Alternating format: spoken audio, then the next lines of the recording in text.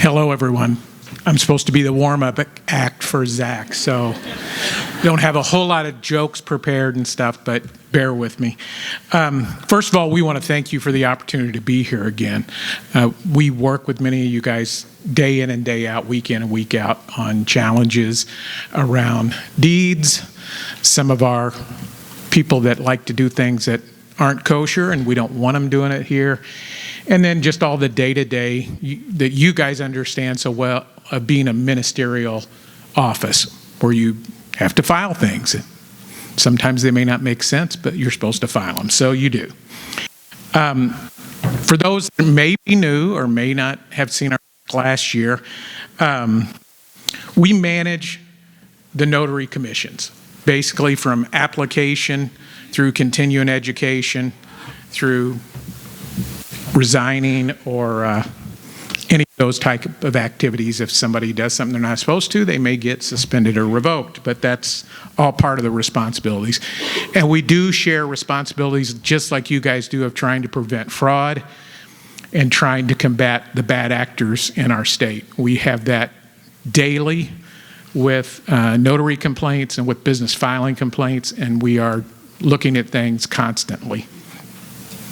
I think the main thing that for anybody that hasn't heard our explanation and stuff before, everything we're going to say is basically answering questions that Stacy gathered from you guys and provided us. And I especially do want to thank Stacy and Michael, because we were able to meet a couple of times before the conference, and you'll notice that they go on right after us, because a lot of times the questions that we get, as was mentioned earlier by Paul and some of the other folks, are legal questions and attorneys, so they're not able to provide legal advice. But I'm hoping that between the two of us, our session and their session, we can get most of your questions answered. So, as the Secretary said, always open to talk, always open to respond to questions or concerns that you have. You'll get all of our confirmation or contact information in the presentation. Further ado, here's Zach.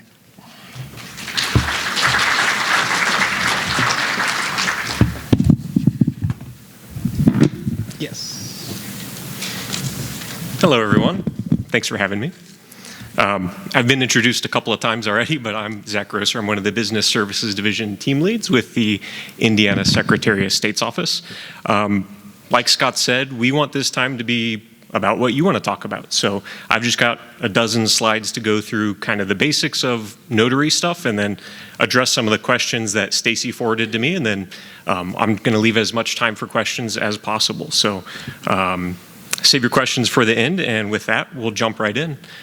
So a notary public, what we're talking about today, is a public official who's commissioned for an 8-year term that serves as an impartial witness to important documents.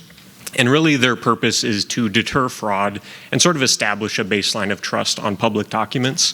They're also the largest group of public officials in the state of Indiana. There's about 50,000 of them currently, and our office is responsible for the administration of those commissions, their education requirements, and processing complaints about them. I think it's important to draw a sort of distinction between who can notarize and notaries public. Today, everything I'm going to be talking about is notaries public, those officers who are commissioned to an 8-year term by our office. But it's important to remember that other public officials also have authority under statute to conduct notarial acts. I'm not sure if that list up there is completely inclusive, but you can kind of get the idea of different public officers that share the same authority to notarize as notaries public. What is notarize? What is a notarization? You'll hear me say notarial act, notarize, notarization. What we're referring to is the process of actually completing the official act of that public office. Usually we're talking about watching someone sign a document or verifying a signature. Kind of a good rule of thumb is if there's a signature that's being notarized, the person who signs the document shows up before the notary and gets identified. And then I have some common examples of notarizations I'm sure you're all familiar with: acknowledgements, witnessing, and then verification upon oath or affirmation. Now, notaries can charge a statutory maximum per notarial act, and that's $10 per notarial act unless it's a remote notarial act, then they can charge 25 per, and then they can also charge a federal mileage rate. In every notarial act, you're going to see the notary's seal. Notary seal is going to contain information like their name, their commission number, their expiration date. It's usually like a rectangle, kind of like the example we have there for Nancy Notary. You'll see some information. Notaries can include additional information in their seal. They don't just have to have what's strictly required by statute, but there are certain pieces of information that are required to be in the seal. And then notaries are also going to sign all of their notarial acts. We do get some questions from time to time about notary signatures. So I've got a little bit of audience participation on this slide. So there's two famous signatures at the bottom here.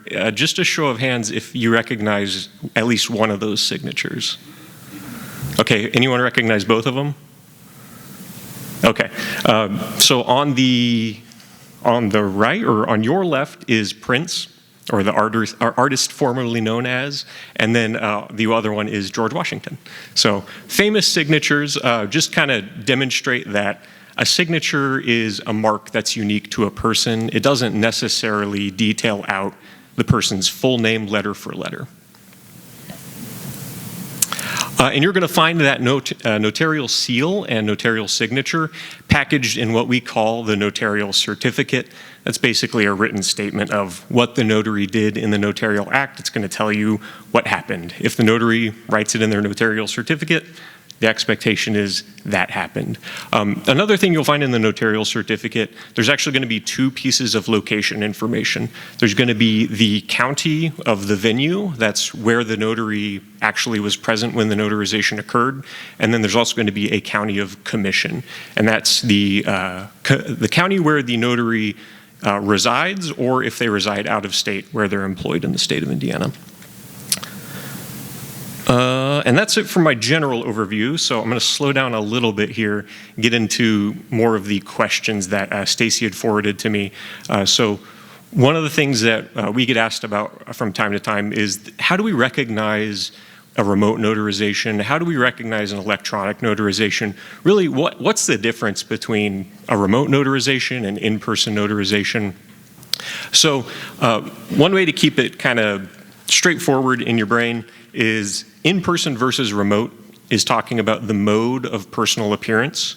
Either the notary appeared before the signer, or the signer appeared before the notary in person, physically in the same room, in the same location, or that appearance can happen over two-way audiovisual communication technology. Not like Skype, but like an official platform approved by our office. An in-person notarization can occur on an electronic document. So that would be the notary appears, the person appears, and the document that actually gets produced out of that notarial act is an electronic document rather than a traditional piece of paper. All remote notarizations are going to be electronic because they have to happen on a piece of technology that's approved by our office. And you'll know that a document is a remote notarial certificate because it's going to include certain information that'll detail that it was a remote notarial certificate. We'll get onto that in the next slide. Sometimes it can be hard to tell if a document was originally an electronic notarization.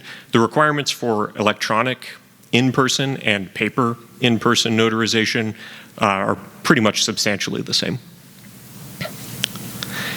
And then, like I said, a remote notarial certificate, it's going to contain a little bit more information that'll identify for you that, yeah, this notarization happened over two-way audiovisual communication. It's going to specifically include a statement to that effect. It's going to say that it happened remotely. And then it's going to list the city where the notary was, and it's going to list the city, state, county, province, country that the signer was located in. So you'll get pretty specific location information on a remote notarization. One of the other questions we get, and I think it's something that really resonates with us at the Business Services Division, is what should we look for in a notarization? And I want to say we really appreciate the drive to make sure everything's done correctly. I think we all share that. We want to make sure things are done right, that someone's not getting away with something they're not supposed to be. But I think it's important, like Scott had mentioned, My role is to talk about the notary requirements, notary best practices. Michael's going to come up after our break, and he's going to talk more about the shalls and shall nots of recording. That's something that I'm not very familiar with. I'm not too much of a help on that. I'm happy to obviously answer any of your questions, but I'm going to focus on what's the notary supposed to do and what are some of the best practices for notaries in Indiana. And another thing to keep in mind is that a properly executed notarization is generally considered self-authenticating, meaning you don't really need additional documentation or witnesses to verify a notarization if it's properly done. That being said, we do track notary discipline issues. We do have authority, which we'll get on to in the next couple of slides, to take disciplinary actions against commissions. So you guys see a lot of notarizations, and we want to know if you're seeing problems, if things are giving you a hard time. And I want to be clear that we're not going to look at a document and say, well, it was recorded, so the complaint must not be good. We understand there's a difference between what gets recorded and what the notary requirements are. So if you see something, say something, feel free to let us know. We'll have contact information in our notary complaint form on the last slide. Speaking of what to look for in a notarization, I kind of broke it down into 3 general categories. Notaries are human. They're going to make mistakes. They're going to forget to fill in a blank. They're going to forget their stamp. They're going to make a weird typo or something like that. These are errors. They're not great. We would prefer they didn't happen, but they're going to happen. Those are things that we do want to track in case it becomes a long, widespread issue with the notary. Sometimes it's not really misconduct. It's more the notary needs to slow down a little bit or take a little bit more time with what they're doing. And then on my next category, more like misconduct things like maybe we didn't properly identify the person. They signed with a slightly different name than what's on their ID. Maybe there's something with fees, how they're communicated to the customer. And then we get on to the more heavy stuff, the more severe types of misconduct, which are prohibited acts. Atop of the list, notarizing for someone who you couldn't have notarized for.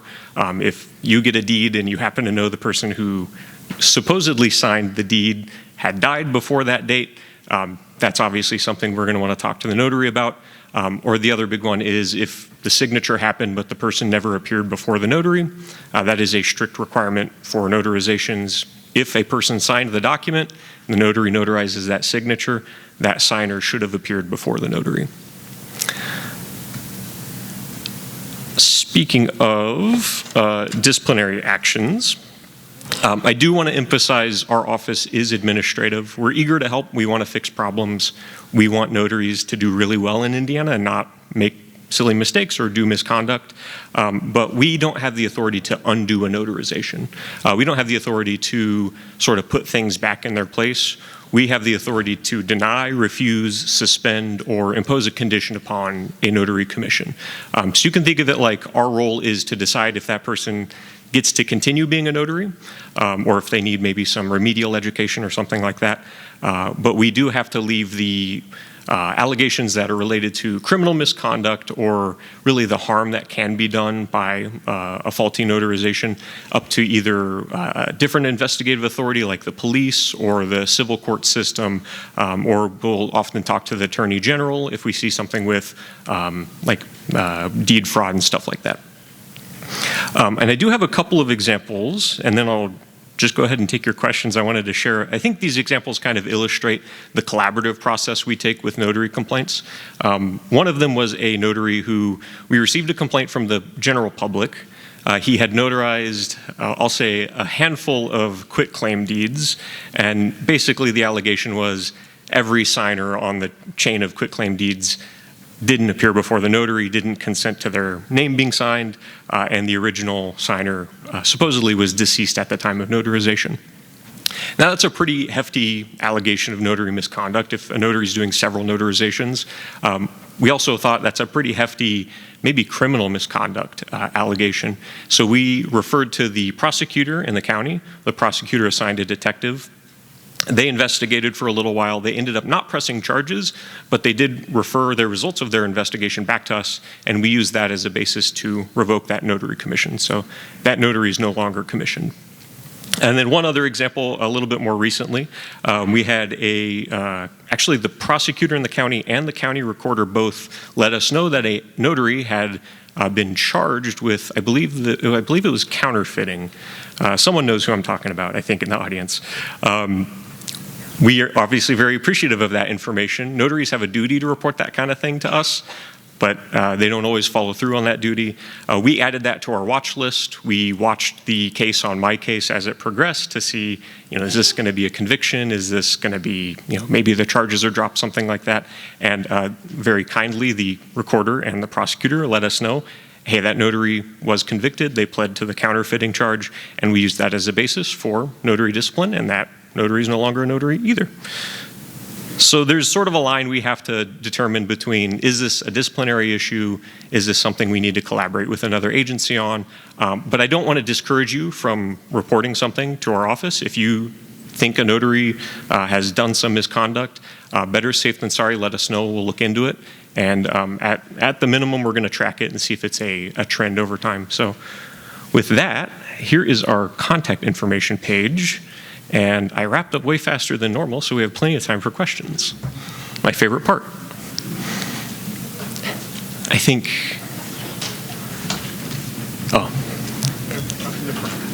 Lady with the cream sweater.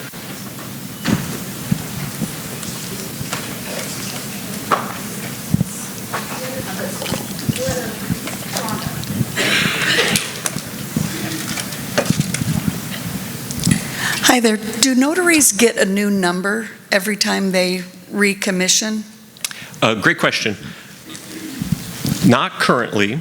We are in the midst of sort of revamping our notary system, and I believe in the new system they do get a new number.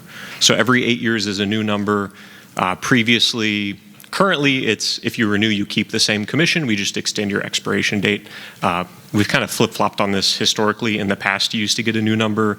Then we changed to keeping your number. I think we're moving forward with changing back to you get a new number. You have to get a new stamp anyway, so it makes sense, and I think it makes it cleaner to track things if you would need to track past activity versus current activity. But as Zach mentioned, one of the things, we are going to be launching a new complete notary system in a few weeks. We launched our LMS in August. If any, I said we are going to be launching a new notary system in a few weeks. And if you are commissioned through our office and you've taken any continuing education since August, you've already experienced our new learning management system. This will integrate the application process and the balance of the management of your commission into one system. So it should be a lot more robust than our current company system. It'll all be one system underneath us. And we have incorporated several AI elements that I think will be interesting for you guys to interact with. I think as somebody else mentioned earlier, they are all self-contained. They are not out in the world AI instruments. But if anybody's taken the continuing education or the initial education since August, you've experienced it. I've taken the test a few times. It's pretty robust, because if you have sections you are confused about and everything, you can ask the AI to further explain it. And so I think it gives people an opportunity to really understand their requirements and what they need to do so that they're doing the best work they can. I think we got one.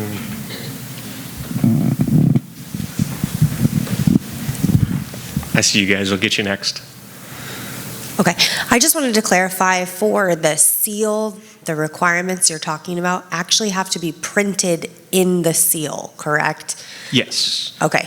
There's actually a specific provision, stop me if this isn't what you're asking about, notaries can't make changes to their seal, so they cannot write stuff into their seal. Yeah, because I had emailed your office, I think it was last year, we got a fill-in-the-blank seal. It had the words, "My commission expires, Yeah. state of Indiana," but like everything had a line, and then they hand wrote it real nice, but I'm like, that's not, Yeah. I just wanted to make sure that that's notified to them. Yes, we do communicate that in the education platform, but if you see a notary who's got like a deficient seal, I think those kinds of seals were acceptable pre-2018. Every notary should have their own seal with their own information on it.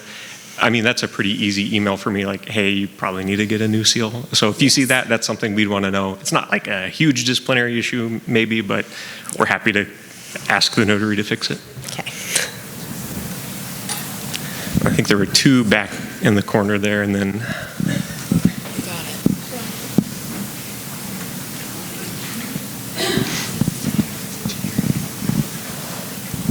two quick questions. So the first one, is there any way that vendors can, sorry, I'm echoing. Is there any way you can get a vendor to be the appropriate one to get the seal from? Because it seems like they could get it from anywhere and they're just not complying. yeah, there are several states that have a sort of seal issuer, like licensure process. Indiana's not one of those. We just say, go get your seal from whoever you want, Staples, the internet, lots of the notary associations. I think that would require legislative change. It's not something we've talked about too much, but I do know, I'm aware that you can go on the internet and buy a seal. Okay, and the other one is, I know that there are entities that can notarize outside, like the clerk, the recorder, some other, we've got a deputy prosecutor that does that. And she has her own code to do that. She presents that, but she's using it for her own work. In other words, her own business in lieu of practice of her office. Do you see what I mean? Business in her office.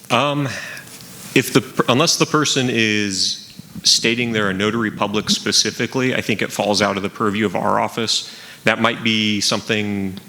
It sounds weird to me. I just don't know enough about it to give a strong opinion. Unless she's saying she's a notary public and she's not registered with our office, I think it's a little bit outside the scope of our office, but I'm happy to talk to you more about it. Wasn't there one more? I have a quick one. Hi. We are going to be indexing notary information in the future. Yeah. So can you repeat that first question with the answer about the commission number changing? Yes. The commission number in the future will change at the end of the 8-year term. So the way it is currently is if you renew, your expiration date changes, but your commission number doesn't. In the future, the commission number and expiration date will both change. It changes. Can you email us a copy of your slides? Absolutely.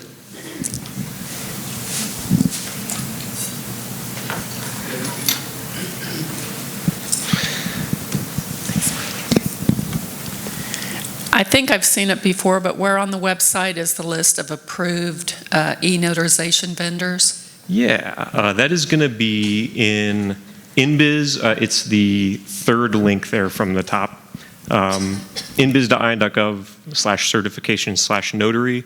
Or if you go to InBiz, there's a certifications tab and notary. It's in that section.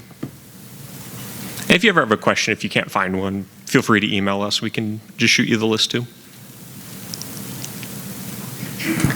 We get several notary seals where they've just stamped 10 pages with the same ink, and you can't read the numbers, either the expiration date or the notary number.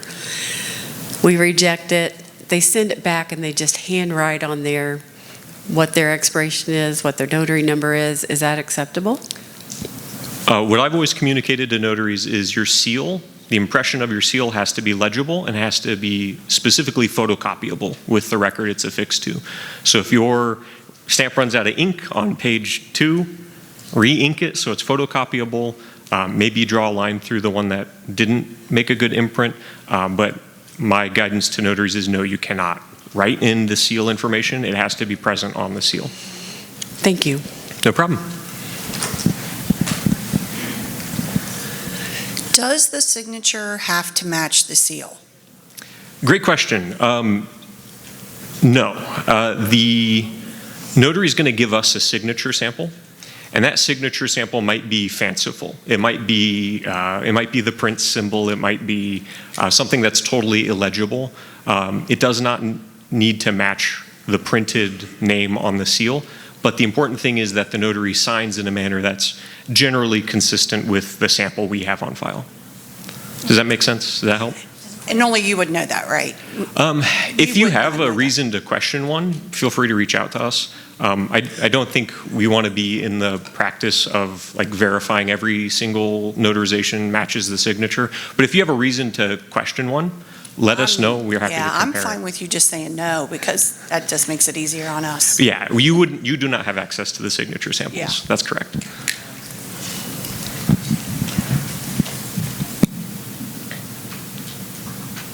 Anyone else?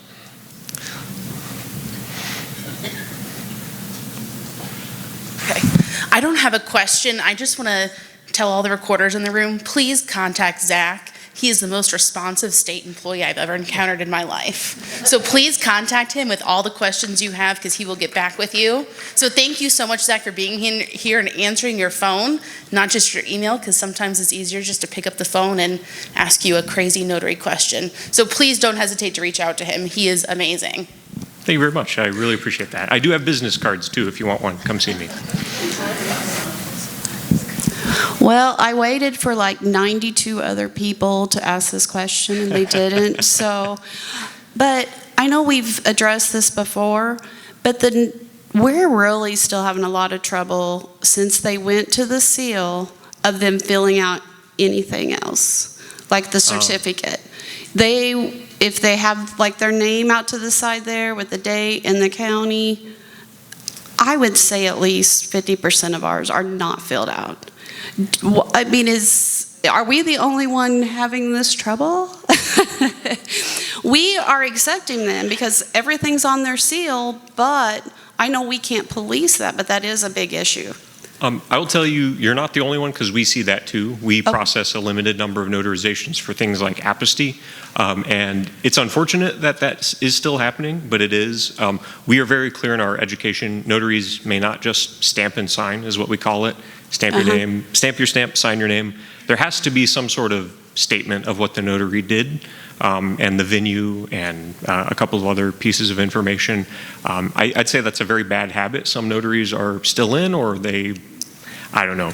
That is something we'd want to talk about. Again, maybe not like a huge disciplinary issue, might not be something they lose their commission over, but might be a chance for us to educate the notary, because ultimately those deficient notarizations, they can be a liability for the notary, and we want to protect the public and we want to protect those notaries. So. Yeah, and that's the thing that we talked about. I mean, we can't reject every document. We would have a firestorm. Right. But what if somebody steals somebody's stamp or something like that? You know what I mean? That's one of the things that when there's no other information, we're going on one stamp. Right, and basically.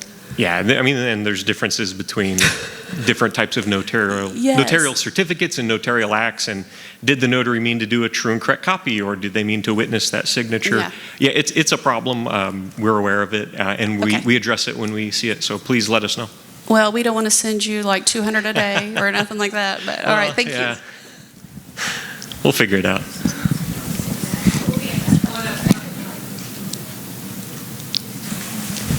Oh, sorry, right here.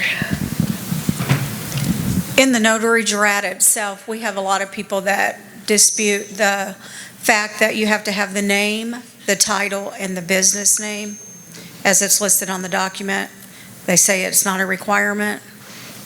The notary guide says it is. Oh, like if they're signing on behalf of a company? Yes. We've actually had some recent discussions about this. I'd have to double check. I want to say, there's part of me that really wants to say it's required, but maybe it's just a best practice. Before I speak too confidently, I do think that is required for the notary. We'd be happy to look at it on a case-by-case basis. If someone is signing on behalf of a company, our notary guide does say they should sign their name and say, as that is what the guide says. President of LLC or something to that effect. Yes. I think I want to say that is a requirement, but I'd have to double check to be sure. Okay, we can email you. Absolutely. Anyone else? Going once. All right. I just want to ask one quick question. Would it be helpful for you, and we talked to Stacy and Michael about this briefly, if we actually printed a guide, and maybe if they have however many pages they might have of anything they want you to be focused on, and made that available, one for each office? Or do you guys like doing the whole electronic thing? I'm an old guy, I still like paper, but, you know. Would you want that, I guess, bottom line? Okay. Okay, So she really wants it. Okay. Well, and I'm just thinking, it could be helpful in certain circumstances when you're talking with different individuals and things like that, to be able to show the exact language of the guide and those kind of things. Many times in the guide, I think we reference statute and those things too, so it helps that even if the person may be an attorney as well. I think the opportunity, as we all try to focus more on fraud and a lot of the things we want to try to prevent in the state, is everybody's going to kind of have to get used to doing things as the law dictates. And we may try to update statutes and things around as you know, we get different comments from you guys, but this is a partnership. We got to work together on it. And bottom line is, if you create a document and anybody that's engaged in that document doesn't follow things, it creates an opportunity for the document to be invalidated. I don't have to be an attorney to tell you that. That's just kind of common sense. I've been around for a long time and I've had that happen to me. So I think that as the people that are in charge of recording these instruments, we want to do that to protect the people that are trying to record it and any of the people that may be involved in whatever the document's doing. So I think it's a very kind of logical, rational thing. We're not trying to do this to be a pain in your, you know what, we're trying to do this to protect you and anybody that's mentioned in this document in which this conveys rights or property or whatever.